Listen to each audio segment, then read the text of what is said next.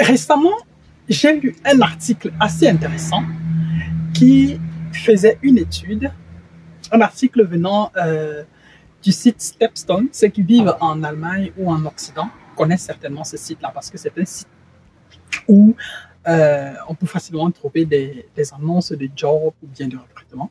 C'est un site de recrutement en ligne avec des millions d'annonces dans tous les domaines. Et selon ce site-là, ils ont fait une étude sur la base de laquelle on démontrait comment les gens en Allemagne font pour avoir plus de 100 000 euros de salaire. Qui sont ces personnes-là qui ont 100 000 euros de salaire? Surtout, comment est-ce que ces personnes-là font pour avoir ces 100 000 euros? Dans quel domaine est-ce qu'ils travaillent? Où est-ce qu'ils vivent? Qu'est-ce qu'ils ont étudié? Quel est leur profil? J'ai trouvé cette étude assez intéressante. Pourquoi? Parce que personnellement, moi, je vais avoir un salaire de plus de 100 000 euros dans ce pays. Ça, c'est clair, je le dis et je l'assume. Je veux avoir un salaire de plus de 100 000 euros dans ce pays et je sais que je l'aurai.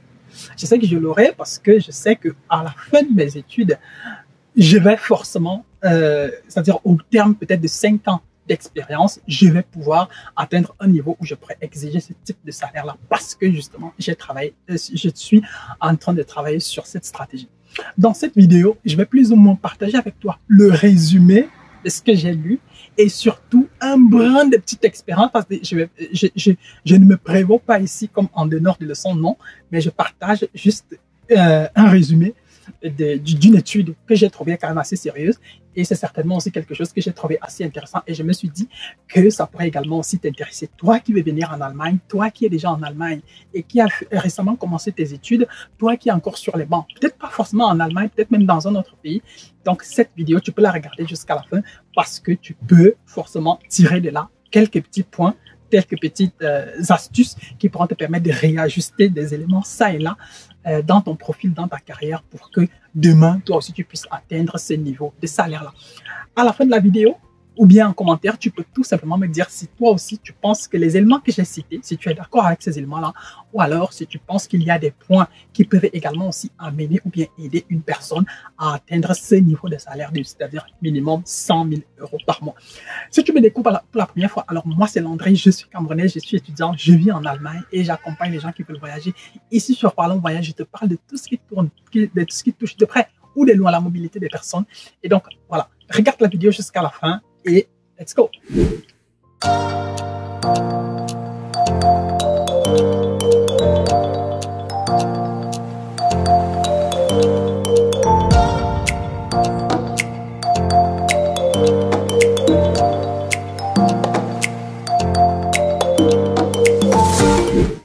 Pour atteindre 100 000 euros de salaire, voire plus 120, 150 000, 180 000, 100 000, déjà, il faut d'abord clairement se le dire, c'est possible. Tout part de là. C'est-à-dire que tu dois pouvoir y croire et tu dois pouvoir être certain que tu peux atteindre ce niveau-là. Maintenant, pour atteindre ce niveau de salaire-là, il faut savoir une chose, c'est que ça ne va pas tomber du ciel. Ça ne va pas tomber du ciel, tu ne vas pas te réveiller du jour au lendemain et aller signer un contrat qui va te faire arriver à 100 000 euros l'année. Ça ne marche pas comme ça. Il te faut avoir un plan de carrière clair et net. Qu'est-ce que j'entends par plan de carrière? C'est que dès la base, pendant que tu es même encore, peut-être même qu'avant même d'arriver en Allemagne, quand tu es encore dans ton pays, ou bien quand tu arrives en Allemagne, il faut que tu puisses t'asseoir, que tu te demandes qu'est-ce que je vais faire? Où est-ce que je vais être dans 10 ans? Comment faire pour atteindre tel niveau dans 10 ans? En fonction de ton profil, en fonction de ton domaine, tu vas par exemple sur Internet et tu commences à faire des recherches. Pendant que tu étudies, quelles sont les personnes, quelles sont les personnes que tu connais, qui travaillent dans le même domaine que toi, qui ont atteint un certain niveau, que toi, si tu pourrais dire que bon, ce niveau-là, je voudrais quand même l'atteindre. Quel est le profil de ces personnes-là? Qu'est-ce qu'elles ont étudié? Où est-ce qu'elles ont travaillé? Quels sont les postes qu'elles ont occupés? Pendant combien de temps? Qu'est-ce qu'elles ont fait? Elles ont travaillé dans quel type d'entreprise? Ces entreprises-là faisaient dans quoi? Est-ce que c'était des petites entreprises? Est-ce que c'était des grosses boîtes? Est-ce que c'était des boîtes assez moyennes? Il faut que tu sois capable de te poser toutes ces questions-là, de faire des études pas à pas, de regarder à gauche, à droite, d'être attentif à tout ce qui se passe autour de toi, à tout ce qui se dit autour de toi, pour que tu puisses comprendre comment ça fonctionne. Moi, par exemple, je fais des études en management. Je fais des études en management et déjà, je l'avoue, lorsque je suis, par exemple, arrivé à la Hochschule de Trier, un master en business management, déjà, j'étais le seul noir et il n'y avait que 3 étrangers. J'étais le seul noir. Il y avait une Coréenne, je crois, et une Iranienne. Le reste, ce n'était que des Allemands et ce n'était que des Blancs. Donc, vous voyez clairement que dans un domaine, par exemple, comme le mien, la plupart des gens qui s'intéressent à ça, ce sont pas forcément, c'est pas l'un des couloirs où on retrouve le plus d'étrangers possible. Donc, il y aura forcément beaucoup moins de repères pour quelqu'un comme moi qui veut, par exemple, accéder au poste très, très stratégique, au poste dans, par exemple, le domaine du management des entreprises, etc., etc. Mais il ne faut pas forcément avoir peur. Si tu es là, c'est parce que tu mérites d'être là. Personne ne t'a fait la faveur de te faire arriver jusqu'où tu es arrivé aujourd'hui. Si tu arrives là, alors tu dois savoir que c'est par toi-même. Et tout ça, justement, comme je le disais dès le départ, doit être en droite ligne avec ton plan de carrière que tu t'es fixé dès le départ. Qu'est-ce que tu veux faire? Où est-ce que tu veux travailler? Dans quoi est-ce que tu veux faire? C'est-à-dire, quels sont les métiers dans le domaine où tu étudies qui sont porteurs? Tu peux, par exemple, aller sur des sites, ici, par exemple, pour ceux qui sont en Allemagne, tu peux aller sur des sites comme Kununu, où tu peux prendre une liste de métiers. C'est-à-dire, tu peux, par exemple, prendre, je ne sais pas, mécatroniqueur, ou bien, je ne sais pas, project manager, ou bien, je ne sais pas trop quoi. Bref, peu importe le domaine. Tu tapes ces noms de métiers-là sur Kununu, alors on va te sortir plus ou moins la tendance des salaires.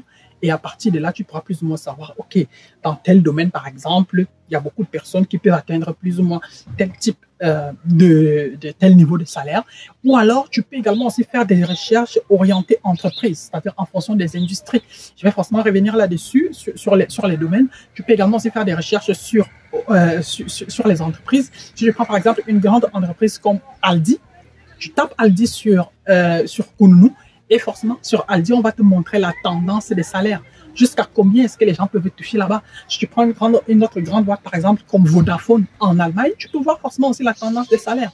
Et à partir de là, tu peux également aussi voir qui sont les personnes qui touchent les meilleurs salaires, par exemple, les plus gros salaires, par exemple, chez tel, chez tel, chez tel, chez tel. Et toutes ces études-là tu auras forcément des métiers qui vont correspondre avec ton profil. Et à partir de là, tu sauras exactement plus ou moins vers quoi est-ce que tu pourrais te diriger. Et donc ça, c'est ce que j'appelle avoir un plan de carrière. Te dire que dans 5 ans, je voudrais être à tel niveau. Dans 10 ans, je voudrais être à tel niveau. Maintenant, avoir un plan de carrière veut également aussi dire aller à l'école et savoir exactement pourquoi tu vas à l'école. Il y a beaucoup de personnes qui arrivent dans ces pays qui, au bout de 5 ans, au bout de 6 ans, au bout de 8 ans, n'ont toujours pas terminé avec leur licence. Moi, je ne m'en vante pas, mais j'ai quand même terminé ma licence en 7 semestres. J'étais supposé la terminer en 6 semestres. Malheureusement, une matière m'a amené jusqu'au directeur Facebook et ce n'est qu'au directeur Facebook que j'ai pu la réussir. Donc, j'ai terminé ma licence au bout de 7 semestres et j'ai commencé mon master que je compte également aussi terminer au bout de 4 semestres. Et c'est justement après cela que je vais commencer à travailler. Et maintenant, je me donne 5 ans pour atteindre un certain niveau. Et à partir de 5 ans, je pourrais commencer plus ou moins à prétendre vouloir négocier le type de salaire que moi je veux. Un salaire qui pourra plus ou moins pas à pas tendre clairement vers 100 000, 120 000, 150 000 euros. Alors, l'un des aspects qui va être déterminant, ce sera le domaine dans lequel tu veux étudier. Le domaine sera forcément aussi plus ou moins lié à l'industrie dans laquelle tu vas évoluer. Et selon l'article que j'ai lu, il y a 3 fois plus d'hommes qui ont un salaire à plus de 100 000 euros que de femmes. Malheureusement, voilà, sur ce point-là, on ne peut pas vraiment, pour le moment, on ne peut pas vraiment avoir un impact. Ça, c'est vraiment quelque chose qui doit changer avec le changement des mentalités. Mais il y a au moins 3 fois plus d'hommes avec un salaire à plus de 100 000 euros que de femmes. Mais bon, qu'à cela ne tienne, cela ne veut pas forcément dire que si tu es une femme, tu ne dois pas forcément avoir abandonné tes ambitions, tes rêves de dépasser un salaire à 100 000 euros. S'il y a quand même 2 femmes sur 10 qui ont, c'est-à-dire parmi les personnes avec un salaire à 100 000 euros, si 2 d'entre elles sont des femmes, toi, tu seras peut-être la 3e femme qui peut avoir. Maintenant, parmi les domaines dans lesquels les gens touchent le plus d'argent, on retrouve des domaines, par exemple, comme le management, où on retrouve 17% des personnes avec un salaire à plus de 100 000 euros qui se retrouvent dans le management. Nous avons les domaines comme la finance et le droit qui vient avec 15% chacun. Nous avons les industries pharmaceutiques qui viennent également aussi avec 16%. C'est-à-dire les industries pharmaceutiques, si tu travailles dans l'industrie pharmaceutique, il y a 16% de chances pour que tu atteignes 100 000 euros. Nous avons également aussi des domaines porteurs comme les transports aériens, qui sont également aussi des domaines où les gens ont beaucoup, où on retrouve beaucoup de personnes avec des salaires à plus de 100 000 euros. Parmi lesquels nous avons également aussi la chimie et les banques. La chimie, les banques sont également aussi des domaines où on retrouve quand même plus de 14% des gens avec un salaire à 100 000 euros. Donc, s'il faut résumer, le management, la finance, l'industrie pharmaceutique, le transport aérien, la chimie et les banques. Voilà les domaines, voilà les secteurs d'activité où les gens touchent minimum, où les gens touchent le plus des salaires à plus de 6 chiffres, c'est-à-dire des minimum 6 chiffres. Donc, si tu veux clairement avoir également aussi un salaire à 6 chiffres, tu sais plus ou moins maintenant vers quoi est-ce que tu devrais peut-être également aussi t'orienter. Au-delà de ça, l'un des aspects également aussi que j'ai évoqué déjà dans la première partie de ma vidéo, c'est le type d'entreprise vers lesquelles tu devrais peut-être aussi t'orienter. Parmi les types d'entreprises, on va voir par exemple ici, je parle beaucoup plus de la taille de l'entreprise. L'étude nous renseigne par exemple que lorsque on prend par exemple la proportion des gens avec des salaires à plus de 100 000 euros, on se rend compte que statistiquement, si nous avons une entreprise de 50 employés, la probabilité d'avoir un salaire à 100 000 euros est de 2%. Elle est de 2%. Tu as 2% de chances d'avoir un salaire à 100 000 euros lorsque tu es dans une entreprise de 50 personnes.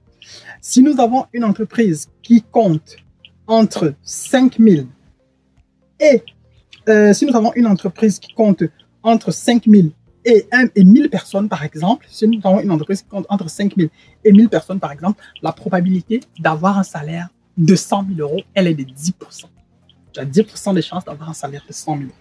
Maintenant, si nous avons une entreprise de plus de 10 000 personnes, cette probabilité-là, elle passe à 16%. Donc, tu vois clairement avec moi que si tu veux avoir demain un salaire à 100 000 euros, il est préférable que tu t'orientes vers les grosses boîtes. Vers des grosses boîtes ou vers des grands groupes qui comptent minimum, voilà, dans les 20 000, 50 000 employés. C'est-à-dire, si tu es par exemple en Allemagne et que tu es par exemple intéressé par, voilà, l'industrie, je sais pas, par le secteur automobile, tu peux te rapprocher tu peux t'orienter vers les grands groupes, tu peux t'orienter vers, je sais pas, les gens de la télécom. Bon, c'est vrai que là, on n'a pas cité les télécommunications. Si c'est les banques, tu peux t'orienter vers les grandes banques, etc., etc.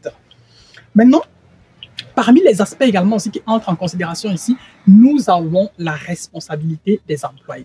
C'est-à-dire, est-ce que tu es à un poste de responsabilité, un poste qui fait en sorte que tu es sous ta responsabilité, sous ta coupole, plusieurs personnes.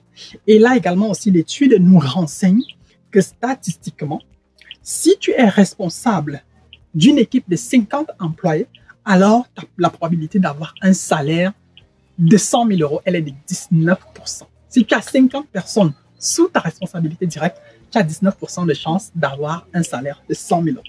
Maintenant, si tu es responsable d'une équipe de plus de 100 personnes, c'est-à-dire entre 50 et 100 personnes, la probabilité d'avoir un salaire de 100 000 euros, elle passe à 35%. Diriger une équipe de 30 personnes veut également se dire et avoir énormément de responsabilités. Avoir énormément de responsabilités et donc travailler certainement beaucoup plus. Est-ce que c'est ça que tu veux? Est-ce que tu es prêt à faire les sacrifices qui vont avec? Est-ce que si oui, alors mon frère, ma sœur, tu es certainement sur la bonne voie. Tu sais maintenant ce que tu dois faire pour prétendre un jour avoir un salaire comme celui-là et donc peut-être vivre le train de vie que tu souhaites pour toi, pour ta famille et pour les tiens. Alors, si tu veux également aussi avoir un salaire à 100 000 euros en Allemagne, il faudra que tu sois aussi attentif sur là où tu vas vivre et donc là où tu vas travailler. Selon l'étude que j'ai lue, selon l'étude de Stepstone, il est clair qu'il y a des États en Allemagne où la probabilité d'avoir plus, c'est-à-dire d'avoir des revenus un peu plus élevés est considérable. Nous avons par exemple, selon cette étude-là, parmi les personnes avec un salaire de 100 000 euros, on se retrouve avec 8% de personnes qui touchent 100 000 euros vivre dans l'État de Hambourg ou alors dans l'État du Hesse. Donc, quand on dit Hambourg, bon, Hambourg, c'est Hambourg, c'est quand même, bon, c'est un État qui n'est pas aussi grand que ça, mais c'est quand même un État qui, bon, voilà, un État-ville, c'est-à-dire avec la grande ville de Hambourg. Maintenant, quand on parle du Hessen, on voit aussi directement Francfort. On voit directement Francfort avec tous les immeubles, tous les gratte-ciel, les banques, etc., les assurances et tout ce que vous voulez. C'est-à-dire, j'ai cité par exemple tout à l'heure plusieurs domaines dans lesquels la tendance d'avoir plus de revenus, d'avoir 100 000 € est beaucoup plus élevée. J'ai cité là-dedans les banques, j'ai cité le transport aérien. Et quand on parle donc de Essen et donc de Francfort, vous voyez que là, à Francfort, par exemple, il y a le siège de la plupart des grosses banques en Allemagne, Commerzbank, Deutsche Bank, Sparkasse. Vous voyez également aussi qu'il y a là le siège de la Lufthansa, qui est également aussi de ce côté-là, et j'en passe. Donc, Hambourg, Essen, ce sont les États qui sont en tête selon l'étude de Stepstone, avec 8% des personnes ayant des revenus à 6 chiffres. En deuxième lieu, nous avons le Bayern et le Baden-Württemberg. Le Bayern et le Baden-Württemberg, qui sont clairement les deux États les plus riches en Allemagne, c'est-à-dire les États les plus riches en Allemagne, parce que c'est dans ces États également aussi qu'on retrouve la plupart des grosses boîtes que nous connaissons, c'est-à-dire que ce soit dans le secteur, par exemple, principalement dans le secteur automobile, par exemple, avec voilà, Mercedes, BMW, Daimler, Porsche et tout ce qui va avec. Ces gens-là, tous se retrouvent de ce côté-là. Donc, la probabilité d'avoir aussi des revenus assez considérables est très élevée de ce côté-là. Bayern, Baden-Württemberg. Donc, premier choix, Hambourg, Essen. Deuxième choix, Bayern, Baden-Württemberg. En troisième position, avec 6%, nous avons les NRW. NRW, Cologne, Bonn, Dortmund, Düsseldorf, Bochum, bon, peut-être pas les villes comme Paderborn, mais c'est clair que là-bas également aussi, il y a du potentiel. Donc, si tu veux avoir un salaire à 7 chiffres, tu peux t'orienter également de ce côté-là. Maintenant, vous allez voir que nous quittons de 8, 7, 6 et nous tombons directement à 3%. Nous tombons directement à 3%. Donc, on voit clairement que si tu veux avoir un salaire de 100 000 €, il faut que tu sois soit dans le Bayern, soit dans le Baden-Württemberg, soit dans le Nord-Rhein-Westfalen, soit à Hambourg, soit dans le Hessen. Ce sont les 5 États où si tu veux vraiment avoir un salaire à 5 chiffres, à 6 chiffres, c'est là-bas qu'il faut partir. Maintenant, quand on tombe à 3%, on a maintenant des États comme Berlin, Sachsen, Schleswig-Holstein, Mecklenburg, Mecklenburg-Vorpommern, Bremen, Thüringen, Rheinland-Pfalz, le Niedersachsen et le Brandenburg. Tous ces États-là sont à 3%. Tous ces États-là sont à 3%. On compte 3% de personnes avec des revenus à 100 000 € par an. Du moins, avec des salaires à 100 000 € par an. Et enfin, nous avons le Sachsen-Anhalt qui vient à la fin, qui vient boucler la boucle avec 2%. L'objectif de cette vidéo, il est clair. C'est pour te donner des astuces et des pistes qui peuvent te permettre à toi, qui vont également aussi me permettre à moi d'avoir demain 100 000 €. Vers quoi est-ce que je dois m'orienter? Où est-ce que je dois vivre? Qu'est-ce que je dois plus ou moins attendre? Et à partir de là, je saurai plus ou moins quoi faire, comment le faire et où le faire. Et donc, du coup, tu vois, donc, j'ai cité pas mal de domaines, que ce soit le management, les finances, les banques, l'industrie pharmaceutique, le transport aérien, la chimie et j'en passe. J'ai cité par exemple les États, Hambourg, Essen et tout. Et à partir de là, au début de mon propos, j'étais parlé du plan de carrière. Si tu mets en concordance et en harmonisation tous ces éléments-là, tu vas forcément voir que tes chances d'avoir un salaire à plus de 7 chiffres, un salaire de 7 chiffres par an vont également considérablement augmenter. Merci d'avoir regardé la vidéo. Merci. Voilà, tu peux également aussi nous laisser ici en commentaire ce que tu penses. Est-ce que selon toi, on peut avoir un salaire de 100 000 € par an en travaillant en Afrique? C'est vrai qu'en y pensant, on s'est dit, bon voilà, peut-être qu'un jour, beaucoup ici, beaucoup dans la diaspora, veulent peut-être rentrer dans leur pays. Maintenant, la question se pose toujours au niveau des salaires. Si je rentre, je vais gagner combien? Est-ce que tu penses qu'il est possible en Afrique de gagner 100 000 € par an? Si oui, comment y arriver? Comment pouvoir le faire? Et on sera également aussi ravis d'apprendre cela, de partager avec toi. Donc, tu peux nous laisser en commentaire. Maintenant, si tu penses qu'il y a par exemple des détails que nous avons oubliés et de citer, tu peux également aussi nous les laisser en commentaire et nous serons ravis de partager cela avec toi. Si tu as des questions, si tu as voilà, peut-être besoin d'accompagnement pour la procédure de visa pour toi, pour ton petit frère qui est en Afrique, pour ta sœur, pour ta cousine, ta nièce, pour un de tes proches, ta femme. Tu peux également aussi nous contacter et nous serons ravis de mettre à ta disposition notre expertise, peu importe la catégorie de visa. D'ici à notre prochaine vidéo, bien des choses à toi. Porte-toi bien. Ciao. Ciao.